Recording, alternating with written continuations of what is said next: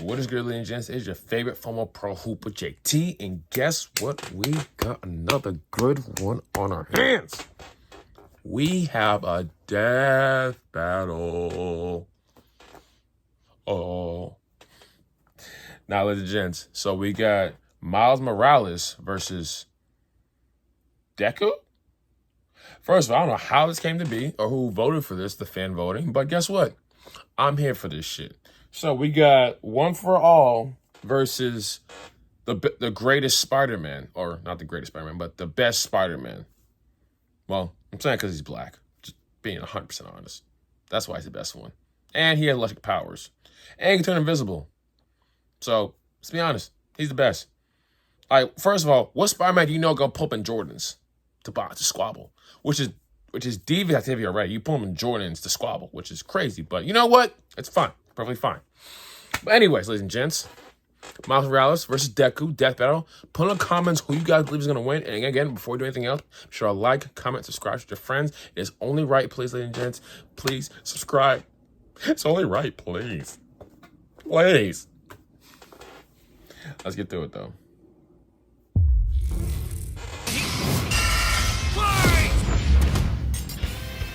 Miles Morales versus Izuku Midoriya.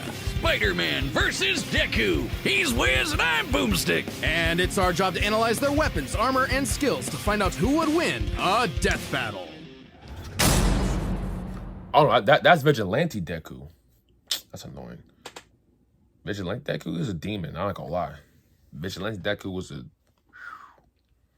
All right, let's take this from the top again. This is Peter Parker. He was bitten by a radioactive spider, and for who knows how long, he's been the one and only Spider-Man. A friendly neighbor to all of New York City. In a universe filled with super soldiers, hulking green Goliaths, and world-shattering gods, Spider-Man is there to look out for the little guy. But in a multiverse of infinite possibilities, that doesn't always last forever. Like in Universe 1610, when NYC's Webhead got iced on the job. The city was left without its protector. But fortunately, Peter wasn't the only one who got bit.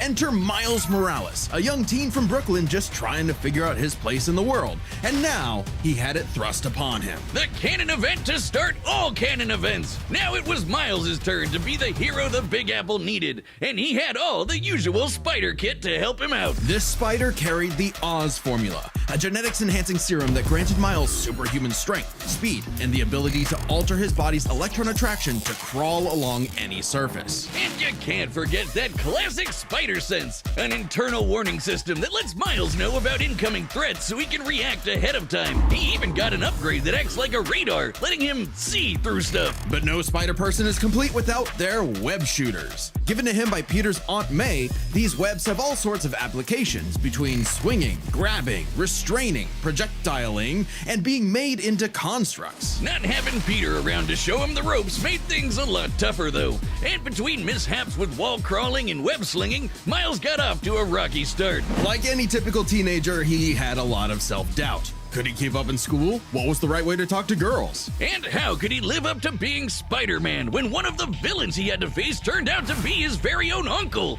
Makes family dinner so awkward. All that, trying to kill you stuff. Fortunately, Miles had a leg up on every other superhero known to man. Living parents! Better yet, loving parents. They supported him when things got tough, even if they didn't always see eye to eye. And thanks to them, he learned that the best way to be Spider-Man wasn't to do it like Peter, but...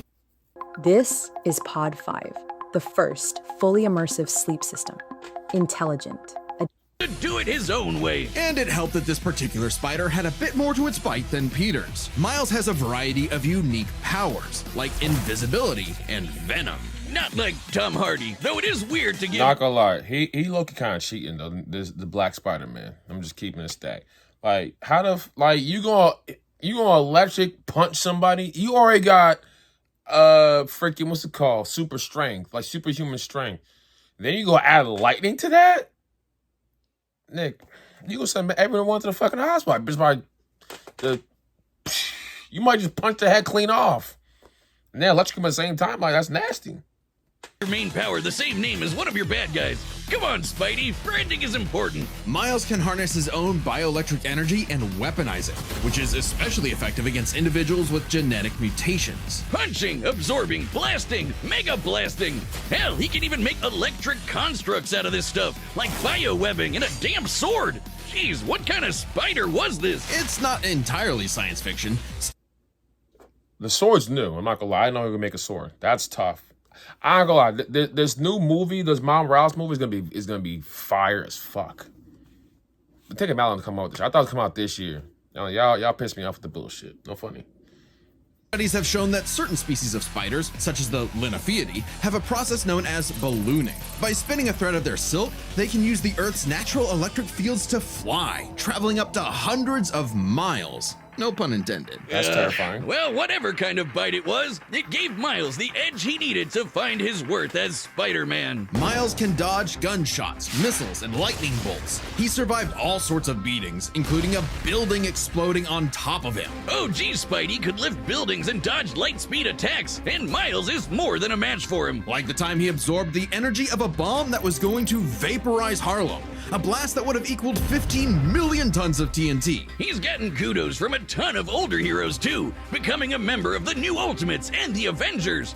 He even helped form the Champions, a team of teenage superheroes with the likes of Miss Marvel and Ironheart. The King of Wakanda himself even suited him up with some Wakandan vibranium. The same stuff as T'Challa's own suit. This super rare and tough metal can absorb kinetic energy and vibrational impacts. It helps to regulate Miles's venom powers too, allowing him to better control his electrical output. The vibranium is thinner to better fit his acrobatic fighting style, but it can still shake off most fatal attacks like they're nothing. This stuff is tough enough that Deadpool's swords have shattered against it. Though it's not as durable as, say, Captain America's shield, and enough kinetic energy will overload it. Don't be near it when it does, or you'll end up like the Falcon here when he used his vibranium wings to stop a bomb that was gonna blow up New York City. That's twice now. Does any other city have to deal with this stuff? But when vibranium and spider powers still aren't enough, Miles can push his electrical output into overdrive, giving him huge boosts in strength and speed and making him a whole lot zappier.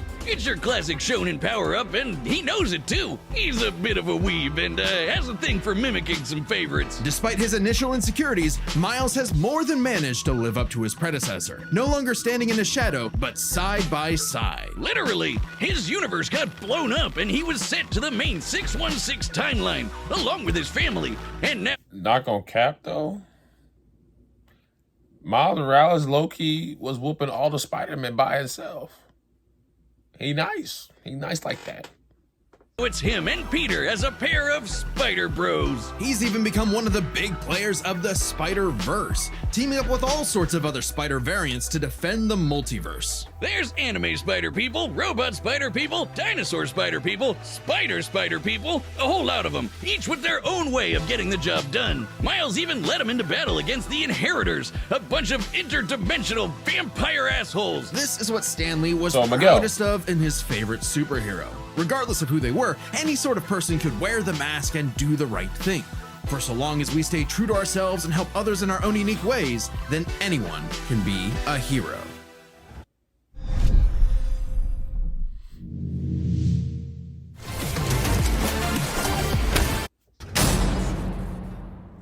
But what is a hero? To the citizens of Japan, there was no one more synonymous with the word than their symbol of peace: All Might. The big numero uno. With a smile on his face, he could save anyone and win any fight, no matter what. Or so it seemed. After a battle with his arch nemesis All For One, All Might was grievously injured. His time as a beacon of hope was coming to an end, and he would need to find someone to pass on the torch. In this world, most human beings evolved to have their own individual superpowers, or quirks, but not everyone is lucky enough to get one. Like this kid named Izuku Midoriya, or as local bully Bakugo like to call him, the good-for-nothing Deku. Izuku wanted to save people just like All Might, but even his idol told him that he would have to give up on his dreams. Forever the beta male in the shadow of Bakugo and his Sigma quirk, until he got the chance to alpha up and lend his rival a helping hand. proving himself worthy of All Might's torch. And so, after months of training, Izuku was granted All Might's quirk, One for All. This power allows him to boost his strength to incredible heights, using it for smashing attacks named after specific US locales, and a soccer club. Or football, as they call it. Straight punches, spikes, even finger flicks, One for All is the ultimate in strength-enhancing quirks. The first time he used it, Izuku destroyed this giant robot in a single blow, on accident. Too bad it wasn't the only thing he destroyed, though. Damn, that looks like it hurts. One for All's power was so great that the recoil would shatter Izuku's limbs when he used it. In the hands of an improper vessel, One for All could cause their body to explode, so Izuku would need to continuously train to master it at his Hero Academia. Say that again. UA High. Here he'd be inspired by girly pop Uraraka to turn his zero name into his hero name, becoming the Deku who always does his best. Something that It's crazy to think that he had to train extensively in order to withstand the One for All. So again, he really had to work for it. So basically, he basically put him on the side to his workout and then some. So yeah, he been through it. He been through the ringer for sure. he may have taken too far. When it came to saving people, Do Your Best here had a bad habit of putting others way before himself. Sure, everyone else was okay, but he'd be good for nothing all over again if he got himself paralyzed. So to cut down on his hospital bill, he developed full cowling. Instead of using his quirk in short bursts, he would continuously spread the energy across his body at low percentages, using it for acrobatics inspired by Bakugo's explosive movements. And with that new thinking came a new fighting style, shoot style. To use a stronger limb that'd be less likely to break, Deku took a page from Nerd Emoji Ida's book and switched to focusing on kicks to pack in more of a punch. Yeah. And that power would be needed. After a climactic battle with All for One, All Might would be forced into retirement, just a few months into Deku's training. Now it was his turn to face this demon lord. But he didn't have to do it alone. Just as All Might had passed One for All onto Deku, it had been passed onto All Might by his master, and onto her by her master. One for All was a power that was built upon for generations. The quirks of the previous users of One for All manifested in Deku, along with their spirits, or vestiges, to help him in his battle against All for One. Black Whip gives him energy tendrils to swing around and restrain foes. They can also brace his arms and manually control his muscles if he can't move. Float allows him to soar high into the sky. By combining it with controlled blasts of pressurized air, he can effectively fly. Danger Sense detects incoming threats and unease, letting Deku react in advance, though it's mostly like an alarm bell and doesn't tell him specifics like location or number of threats. Familiar? Smokescreen lets him, create a smokescreen. But he can use it at full blast to create a bigger smokescreen. That's swell and all, but the real meat is in Fajin. After building up kinetic energy within his body, Deku can unleash it for bursts of strength and speed. He's combined it with Black Whip to create the powerful Black Chain binding attack, and can use it in conjunction with full cowling to achieve foe 100%. I'm not gonna lie, gear shift is my favorite one. When he does something like this, and then that the gear and gear shift, he was fucking up. What's my man's name? Shigaraki. That's what his name was. Shigaraki, I think. I don't know. He's fucking him up with that style. He was whooping his ass with that. All Might's full level of power without any recoil. He once used it to outspeed a bullet shot by Lady Nagant, a former hero turned villain who has a sniper rifle for an arm. I think I'm in love. Nagant's bullet once crossed a distance of around 215 kilometers within a fraction of a second. That's 6,700 times faster than sound. And Deku was moving so fast, the bullet seemed like it was standing still. And he can go even faster than that with his final quirk, Gear Shift. By touching a target, he can control its speed without abiding by the laws of inertia. He can slow down foes to leave them frozen in the air, or move so fast he can punch multiple times in an instant. Even All for One's own protege Shigaraki couldn't track him, and this is a dude who can catch light speed laser beams. It does have a time limit though. After 5 minutes of continuous use, Deku's body will catch up to his speed, suffocating him as his cells become unable to take in oxygen. Not nearly as bad as One for All was suffocating him though.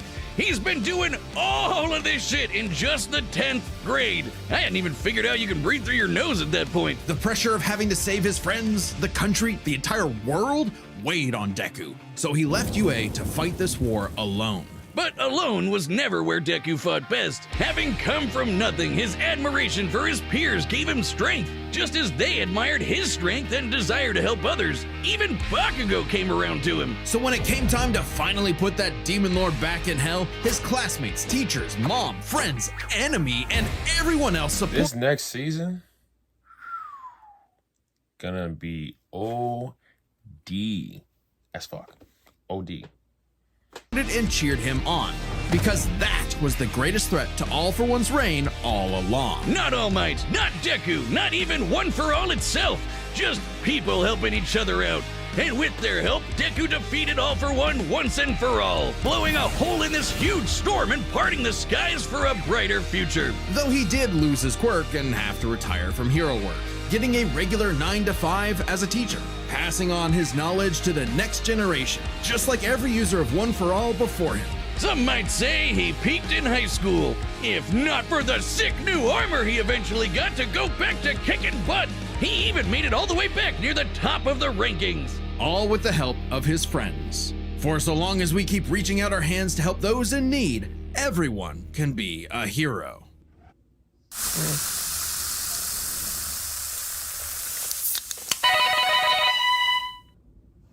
Why would I throw my money away buying a car at the dealership when I can choose Flex Car instead? I didn't pay a down payment on this Jeep Wrangler, and that's... Hello, it's me, store-bought Benjamin. I know what you're asking. We're skipping this. Benjamin, what are you of merch is available now? I like the hat. At www.deathbattle. It's time for a death battle! Now, ladies and gents, put in the comments, who do you guys believe is going to win? Now, me personally, I love both characters. That's the fucked up part about the situation. I don't know. I feel like Deku has too many backdraws. I'm going to go with Miles Morales because I feel like Miles Morales doesn't have as many backdraws. But then again, like, the gear shit with Deku, like, to be honest, if Miles is punched by a couple of those, he might, I don't know. This is going to be a tough one. But I'm going Miles Morales this one. I'm going Miles.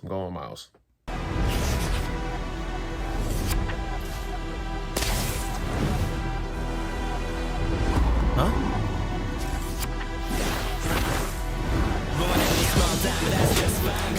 Yo! You're more man and less spider than usual. Whoa, I was looking for you! Care to show me what you can do? Alright, new guy. First lesson, don't watch the mouth. Watch the hands. Now watch mine! Delaware!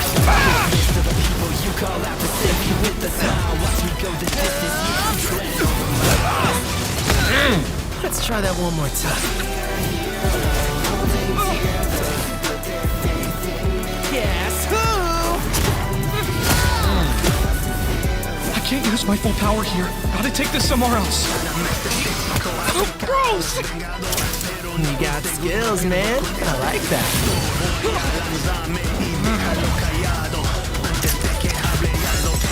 Oh, mierda. I'm sure that you're really nice, but you can't cut it here in BK. I'm sure that you're all might, but I'm running away at the right place. With all that murderous stuff, fanboy, you already lost. You should take the hit. I moved us to an abandoned part of the city so we can go all out! Because I always do my best!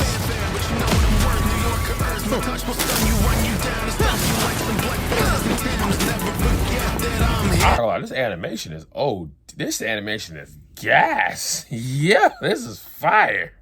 If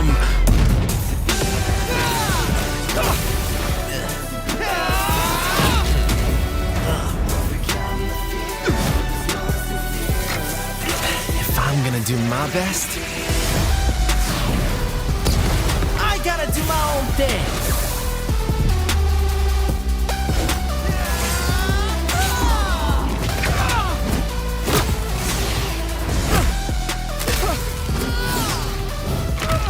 Sarah was right!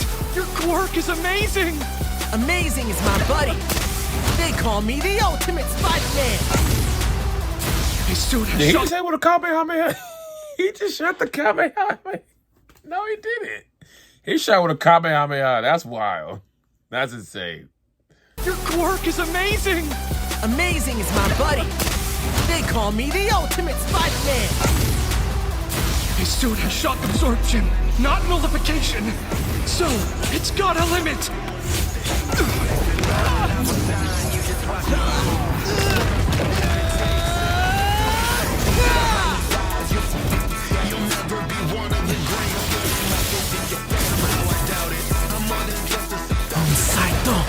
Death Bang! Go beyond!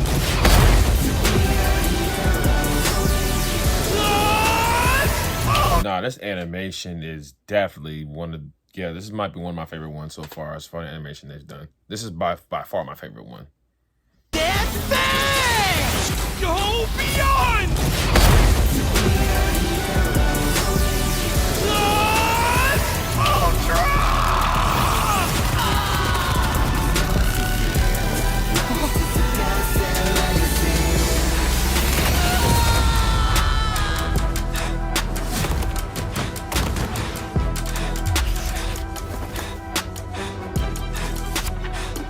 Spider-Man, you really are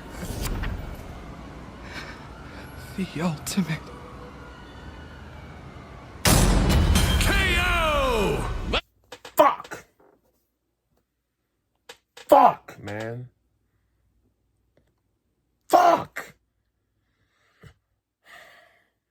You know what? I think Miles Morales actually is my favorite Spider-Man, so I was going with that.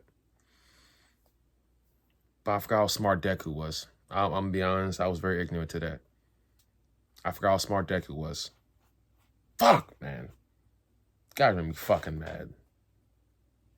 Con Dios, Aranya Hoven. Let's start by talking about their superpowers, which matched up quite evenly. Unsurprisingly, given the not-so-subtle inspiration for Deku's quirks, though they did have some edges over the other. The Spider Sense gave Miles more insight on his surroundings and threats than Danger Sense, which has been worked around before. This meant Miles' invisibility was harder for Danger Sense to detect when he wasn't attacking, while the Spider Sense's radar system allowed him to find Deku in a smokescreen. But Izuku's other quirks granted him advantages of his own. Float was a lot more mobile than Webs, and Fa-Jin gave a bigger boost in strength than Venom did. Since both had some advantages and disadvantages, we're gonna call superpowers a tie. Next up, speed. Scaling to Peter, Miles could dodge light speed attacks, which actually outpaced Izuku moving faster than that sniper bullet.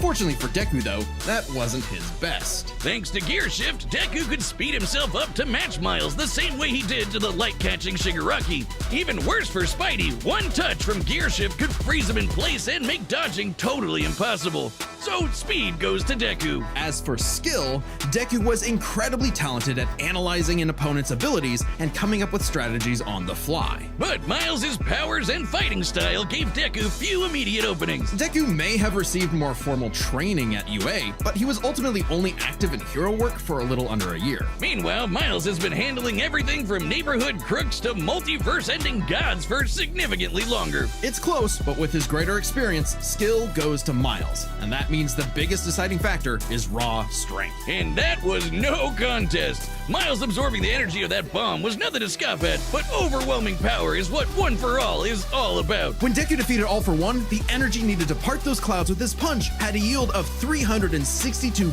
billion tons of TNT, smashing the bomb Miles absorbed out of the water. But it wasn't as simple as that. Miles is wearing a vibranium suit after all, so the question wasn't necessarily who was stronger, it was if Miles' suit was tough enough to continuously absorb Deku's blows. When the Falcon protected New York from that city-destroying blast, it had a yield of 546 megatons. Impressive, but Deku defeating All For One was still over 600 times stronger than vibranium's limit. And Deku did that with One For All's embers, not the full package. And remember, the vibranium in Miles' suit was much thinner than what Falcon and Black Panther had. making it unlikely it could absorb as strong of a blast. It's there to provide more protection, sure, but there was no way it could survive all of what Deku could dish out. In this superpowered battle, it was Izuku's overwhelming speed and immense strength that made him the winning hero. And the morales of the story is... The winner is Deku. Next time on Death Battle. I still don't like it, but not gonna lie, their breakdowns do be immaculate and they do be A1, so I can't be mad at that. I still don't like the fact that Miles Morales lost. But again, Midoriya he's great with analyzing fights and shit like that, bro. I can't even deny that whatsoever. Fuck! Just pissed me off. I'm mad as hell. Damn it, bro. Hey, ladies and gents, let me know who you guys had winning in the comments. But be sure to like, comment, subscribe, share with your friends. It's your favorite phone, JT. We out.